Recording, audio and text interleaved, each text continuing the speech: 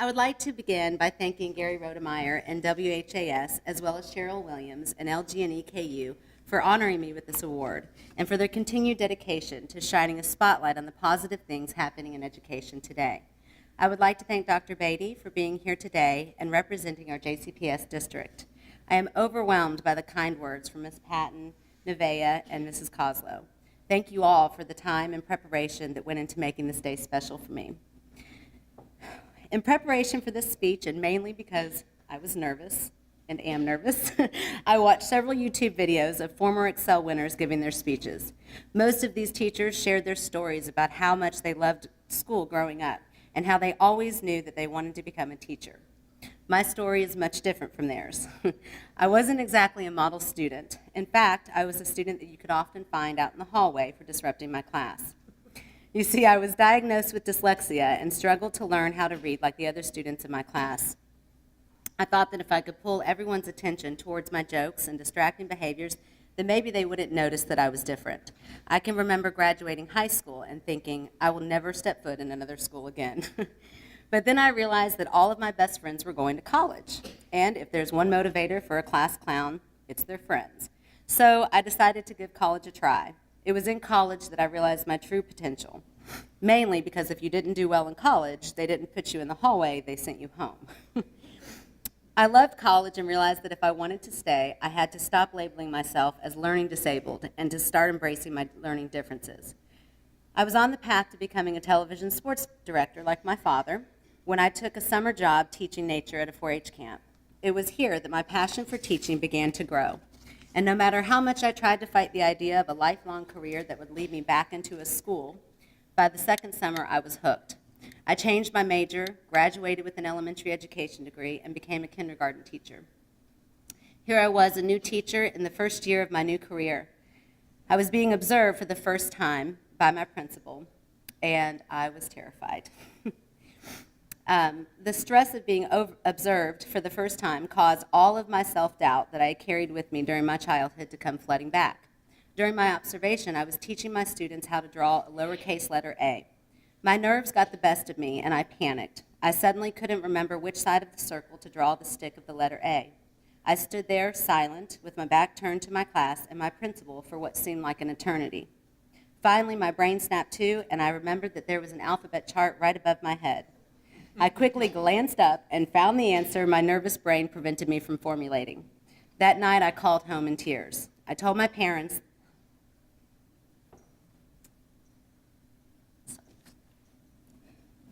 Everybody breathe with me. Right? Okay. Back on track, sorry. I told my parents that I had to quit teaching immediately.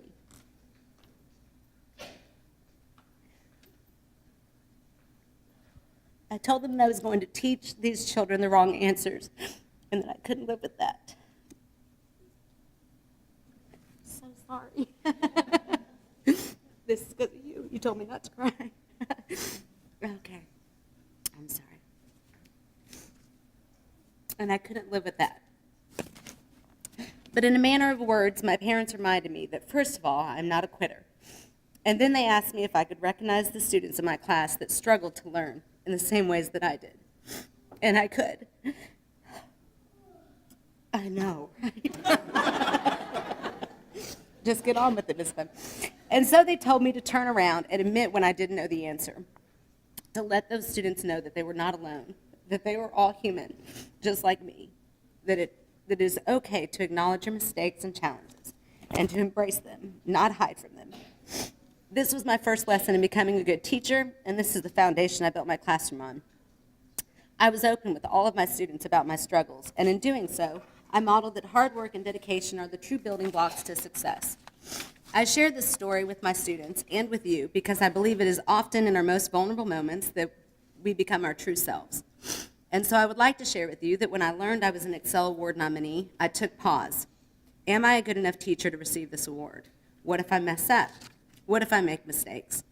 In our curriculum, we learn to identify our emotions, and the emotion I felt in that moment was fear.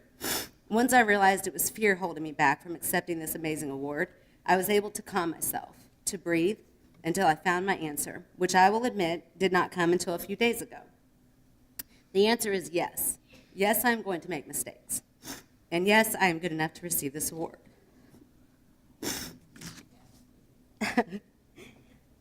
Just like all of the students sitting in my classroom over the years, they embrace their mistakes and learn from them. And this is what makes them great students. I am not a perfect teacher, but I'm a teacher dedicated to being my best self. And that is what makes me good enough.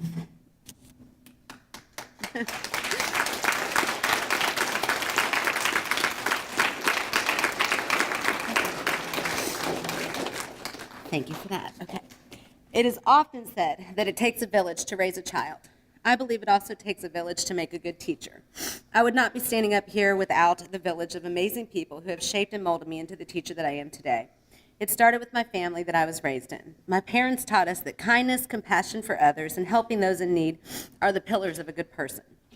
My parents and my sisters are my support group, my biggest cheerleaders, and a constant source of unconditional love. I am eternally grateful and thank them from the bottom of my heart. Recently, my family village grew. I became a wife to my husband, James, and a mother to my son, Miles, and stepson, Blake. I want to thank my husband and our children for creating a home that is also my refuge, a refuge filled with love and laughter. Teaching is a highly emotional job. There are highs and lows all day, every day. There is no way to leave those emotions at school. They often follow you home. My husband celebrates the achievements that are made in my classroom with me and gives me a shoulder to cry on through the struggles. He is my rock, and for that I thank him. It takes a village of amazing teachers to learn from if one strives to be a good teacher themselves. I have been so privileged to work with some of the best. When I first started teaching at Blue Lick Elementary, I met Jack Jacobs. He began as a colleague of mine and soon became an unofficial mentor. I learned so much by watching his passion for teaching and found his dedication to making positive change inspiring. He taught me that hard work, determination, and standing up for what is right can make significant gains in a school's achievement. Soon our professional relationship grew into a friendship, a lifelong friendship that I am so blessed to have in my life. Amy Ullman has been a source of inspiration for me throughout my career. I was fortunate to work under Miss Ullman as my assistant principal at Blue Lick. She is a true example of servant leadership. Miss Ullman is the example of an educator whose heart and soul are in it for the right reasons, the children. I will cherish the lessons that I have learned from her, and she is truly a mentor of mine. It also takes a village of people to help you become brave, to challenge you to step out of your comfort zone, and in my case, into something life-changing. Carrie Rogers came to me when she began work with the Compassionate Schools Project. She said that when she read the curriculum, she immediately thought of me. When I read the curriculum, I could see why. But to teach this curriculum, I would have to step out of the unknown. I would have to leave the school that I considered to be my home. Carrie listened to my internal struggles and supported me through my decision to ultimately leave Blue Lick and set forth on a new adventure. I then met Dr. Alexis Harris, the head of the Compassionate Schools Project here in Louisville. Our meeting was kismet. She would be the vessel who allowed me to become a part of the Compassionate Schools Project. I believe this to be more than a project. I believe this to be a movement. And being a part of this movement has been the biggest honor of my career yet. I had always been passionate about teaching my students social-emotional skills. There was such a deficit in this area for our students. However, I often found that the demands of being a classroom teacher push those needs to the back. Not only do now I get to teach what I am passionate about all day, every day, but beyond that, I feel this curriculum is so intelligently written that it truly has the potential to change the trajectory of the lives of our students. And there is no greater feeling for a teacher than to be a part of something so profound. Which then leads me to my village of teachers here at Cane Run. The teachers here have accepted me and the Compassionate Schools Project with open arms. They want to learn more. They are hungry for ways to help our students succeed, and I am grateful for their dedication to our students here at Cane Run. I'm almost done, I promise, guys. They've been sitting for a while. Every village needs great leaders, and I must thank the leaders of mine. First, I would like to thank our superintendent, Donna Hargens. Dr. Hargens welcomes the ideas of the people working in our school system. Recently, I had the honor of sitting in a small forum with Dr. Hargens to share ideas of how to make her vision for JCPS become more than a vision by the year 2020. She is invested in listening to the experts tell her ways that we can improve, and she acknowledges that the experts work right here in JCPS, in our classrooms, our cafeterias, our buildings, and on our buses. Dr. Hargens has made JCPS a school district that I am proud to be a part of. Principal Kim Coslow came to Cane Run with a fire lit under her to make this school the best. When you watch a good leader in their element, it is truly inspiring. Is it right for our students? This is the question that guides her every decision. I believe this is why she is so dedicated to keeping the Compassionate Schools Project alive at Cane Run. She sees the relevance of this curriculum. She sees the difference that it is already making in our students, and her unwavering support is changing the face of our school into a more compassionate place to learn. Thank you so much, Ms. Coslow, for all that you do for our school and for our staff, for our students and our staff. Joining Mrs. Coslow in her quest to making Cane Run the best school ever is our assistant principal, Ms. Phillips. I am grateful for the qualities Ms. Phillips brings to Cane Run. Her sense of humor and honesty are refreshing and make our school a more positive place to work in and to learn.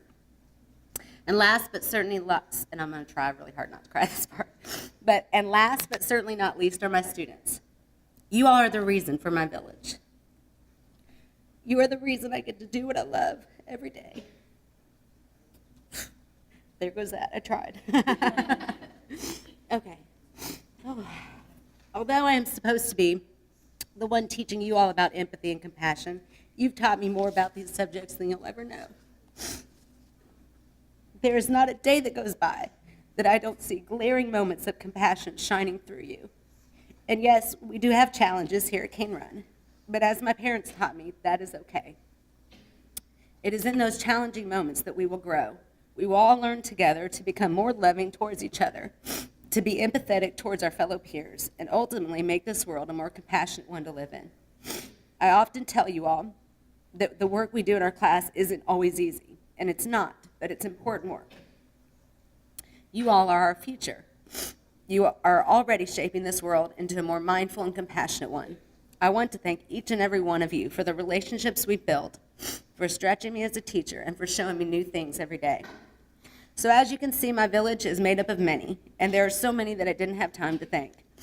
I do not stand up here alone. I stand as a part of a village that is striving every day to make this world better. And it is on behalf of this village that I'm honored to accept all of these wonderful awards. Thank you.